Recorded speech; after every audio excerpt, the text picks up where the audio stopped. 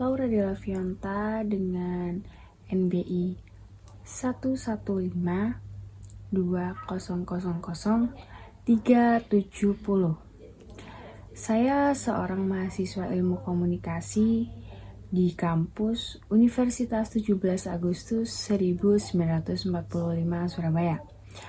Kini saya menjalani studi di semester 6. Sebentar lagi saya akan memberikan presentasi, yaitu pembahasan untuk UAS Media Culture and Studies, yaitu tentang teori feminisme. Mari kita simak videonya. Jadi di sini saya akan membahas tentang perjuangan menuju kesetaraan gender. Itu diambil dari tema feminisme. Jadi untuk pertama-tama saya akan menjelaskan tentang definisi feminisme itu apa sih. Jadi sebelum kita lanjut ke bab selanjutnya, kita harus memahami dulu sebenarnya apa definisi feminisme. Jadi feminisme sendiri itu adalah merupakan gerakan sosial yang memperjuangkan kesetaraan gender atau hak-hak yang dimiliki oleh perempuan. Kemudian yang kedua, kita akan membahas tujuan dari feminisme. Nah, tujuan adanya feminisme itu yaitu untuk mengatasi ketimpangan gender atau menghapus stereotip gender dan memperjuangkan keadilan sosial atau keadilan yang seharusnya didapatkan dari kaum wanita. Kemudian yang ketiga, kita akan membahas sejarah feminisme. Jadi pada abad ke-18, gerakan suffrage dan perjuangan hak perempuan, hak suara yang dimiliki oleh wanita atau perempuan. Kemudian dilanjut pada abad ke-19, yaitu terjadi gerakan hak-hak reproduksi dan gerakan abolisi perbudakan yang terjadi pada perempuan. Nah, kemudian pada abad ke-20, gerakan feminisme gelombang kedua, ketiga, dan keempat ini berlangsung. Kemudian kita akan memahami tentang teori feminisme. Sebenarnya apa aja sih teori feminisme itu? Nah, di sini saya akan menjelaskan tentang feminisme liberal, yaitu hak untuk memperjuangkan kesetaraan gender melalui reformasi hukum dan kebijakan yang adil. Kemudian ada feminisme radikal. Apa sih feminisme radikal itu? Jadi ini merupakan kritik dari akar permasalahan struktural yang melibatkan gender dan menekankan perubahan mendasar dalam sistem sosial. Kemudian ada feminisme pasca modern, yaitu menggugat ide-ide objektivitas dan kebenaran tunggal, serta mengakui kompleksivitas berbagai identitas gender. Kemudian apa lagi nih yang akan kita bahas? Oke, kita akan bahas isu-isu dalam feminisme. Isu-isu dalam feminisme yaitu diantaranya adalah kesenjangan upah dan kesempatan kerja. Kemudian ada kekerasan terhadap perempuan. Kemudian ada stereotip gender dalam media. Kemudian hak reproduksi dan kesehatan perempuan.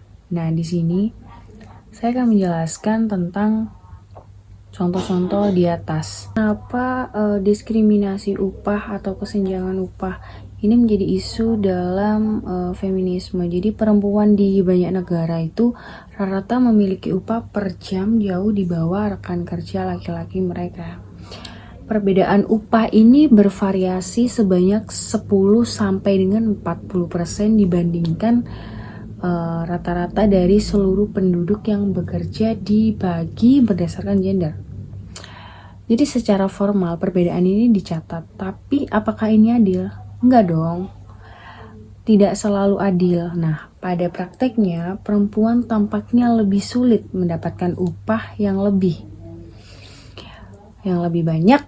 Nah, kemudian para pekerja perempuan ini memiliki pekerjaan yang lebih banyak. Jadi bukan hanya pekerjaan untuk mencari uang, Akan tetapi perempuan ini juga mempunyai pekerjaan rumah tangga.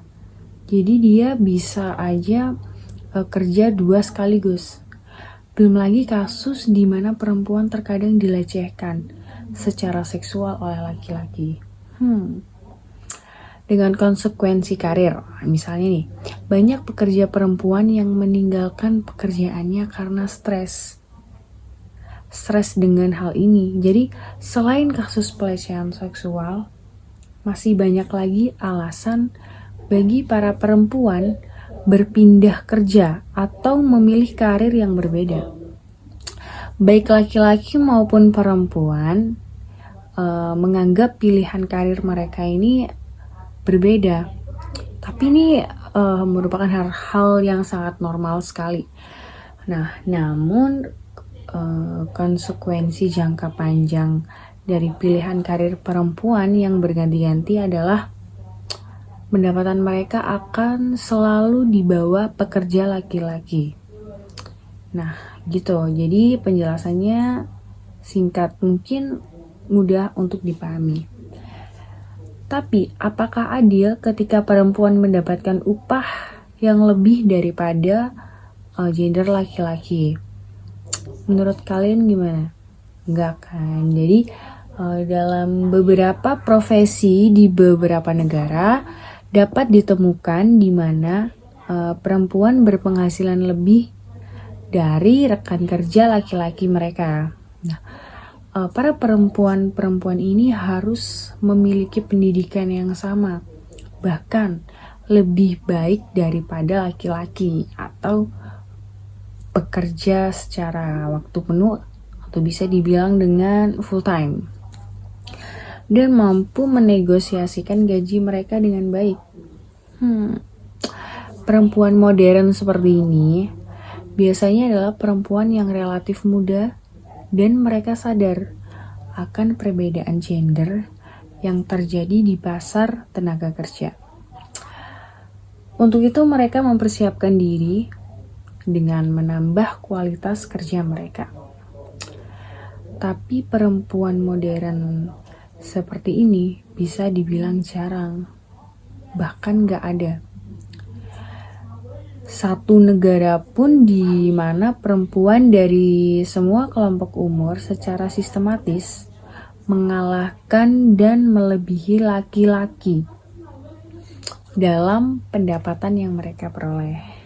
Oke, jadi singkat penjelasan dari mengapa upah kerja itu berpengaruh atau masuk ke dalam isu feminisme. Kemudian kita akan membahas contoh-contoh feminisme dalam aksi. Jadi yang pertama ada gerakan suara perempuan, yaitu gerakan yang memperjuangkan hak-hak politik perempuan seperti hak suara. Jadi para perempuan itu dibebaskan untuk bersuara atau menyuarakan atau menyampaikan sebuah aspirasi mereka. Kemudian yang kedua ada Me Too, gerakan global yang mengungkap kekerasan seksual dan pelecehan dan memperjuangkan akuntabilitas bagi pelaku. Kemudian feminisme dalam pekerjaan, yaitu memperjuangkan hak-hak dan kesetaraan dalam lingkungan kerja, termasuk kesenjangan upah yang tadi kita udah bahas. Apa sih kesenjangan upah itu?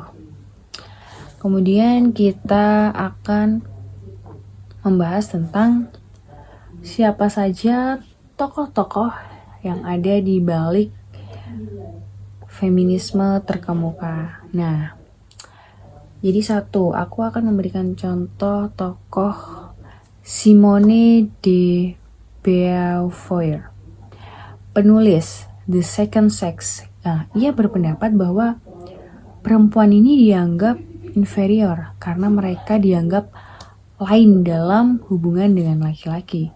Kemudian yang kedua ada Judith Butler, yaitu teoretikus gender yang terkenal dengan konsep performativitas gender yang menyoroti peran penting bahasa dan tindakan dalam konstruksi identitas gender. Dan kemudian yang ketiga ada Chimamanda Ngozi Adichie, penulis We Should All Be Feminists. Jadi ia menekankan pentingnya kesetaraan gender dalam masyarakat. Kemudian kita akan membahas dampak feminisme, yaitu 1.